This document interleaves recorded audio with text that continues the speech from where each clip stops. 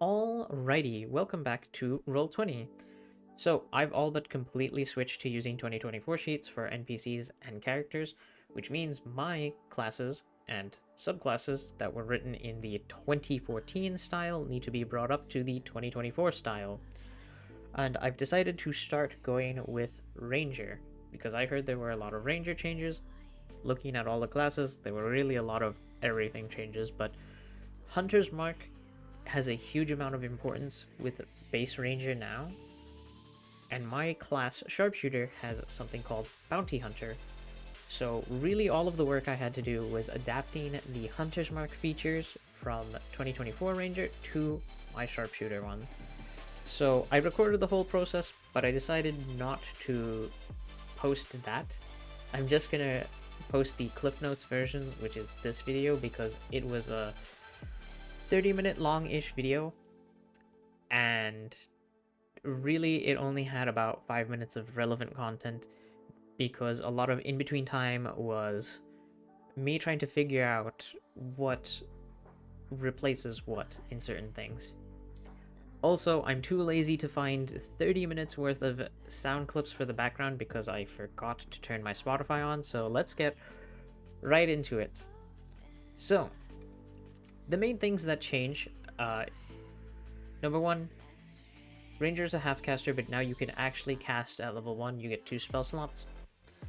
Not super relevant for Sharpshooter, because at Sharpshooter level, you get Sharpshooter at level 3 with your subclass, and you actually switch to using spell slots for tactics, and you are really no longer able to cast that much. You have one prepared spell slot level per spell level, essentially. So, not too much really important there. The big one is favorite enemy. You always have Hunter's Mark spell prepared. Favorite enemy, it gets completely iced by Sharpshooter. So does Relentless Hunter, Precise Hunter, and Foe Slayer, and I'll show you why in a second. Deft Explorer is really cool that they now give Deft Explorer, actually. So here in the old sheet, the optional Deft Explorer and basically all of the optional features got adapted into New Ranger. Some have been removed completely, like Vanish got removed, Natural Explorer improvements. They've all just been kind of like adapted. But Deft Explorer now gives you expertise in one of your skills, which is really cool. Fighting style, you gain a fighting style feat. Druidic Warrior is technically disabled by the Sharpshooter feats, so kind of doesn't matter, but we won't focus too much on that. Roving, that's just a Deft Explorer feature actually from before. Expertise, gaining 2 bits of expertise is just super cool for New Ranger. Tireless is now its own thing. Relentless Hunter, can't break concentration on Hunter's Mark. Nature's Veil, bonus, actually, Nature's Veil is Old Vanish. Pretty much. Precise Hunter gets replaced. Feral Senses is new. Epic Boon is new. Foe Slayer gets replaced. So basically everything that has to do with adapting 2024 Sharpshooter is replacing Hunter's Mark features, which I think I've done really well. So Primal Power still exists. It no longer replaces features, it's its own thing with Sharpshooter, so you get to cast your prepared ranger spells once without expending a spell slot. Still neat. Dexterous Adaption changes, so now Dexterous Adaption is Tireless and Nature's Veil only, instead of the old things where it was all Deft Explorer features pretty much. Gunner is no longer a feat in 2024, so Dexterous Adaption is no longer needed for it, and you'll see where that went. Sharpshooter also changed. Sharpshooter no longer gives you damage by imposing a attack penalty on yourself, so the new Sharpshooter 2024 feature is to add damage to your attacks when you have the Sharpshooter feat. But here's the key thing. Bounty Hunter now effectively becomes much more scaled than usual. So Since I'm replacing out Favorite Enemy, Relentless Hunter, Precise Hunter, and Foe Slayer with near equivalents, technically the subclass for Ranger keeps getting features all the way till 20th, where typically it would stop at 15th. But all the changes essentially happen right here. So, big thing, replaces all of these standard vernacular. So it essentially makes your Hunter's Mark Bounty Hunter.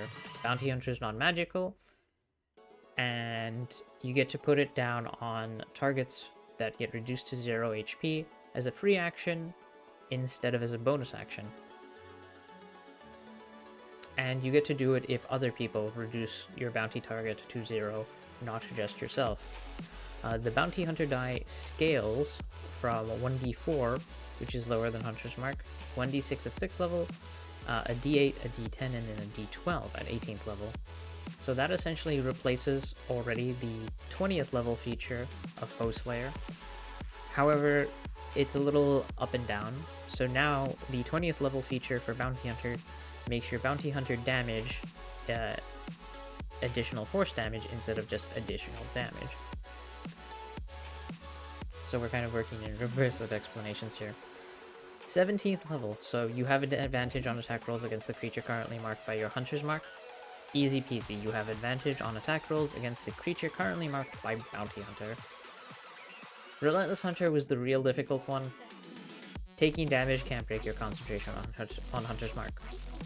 I spent a good 5 minutes just thinking about this one itself because I couldn't figure out what to do, but I ended up just taking the adaption, the dexterous adaption for when you have the gunner feat, and throwing it on there. Weapons are reloaded at the start of your turn automatically. You ignore the loading property of weapons.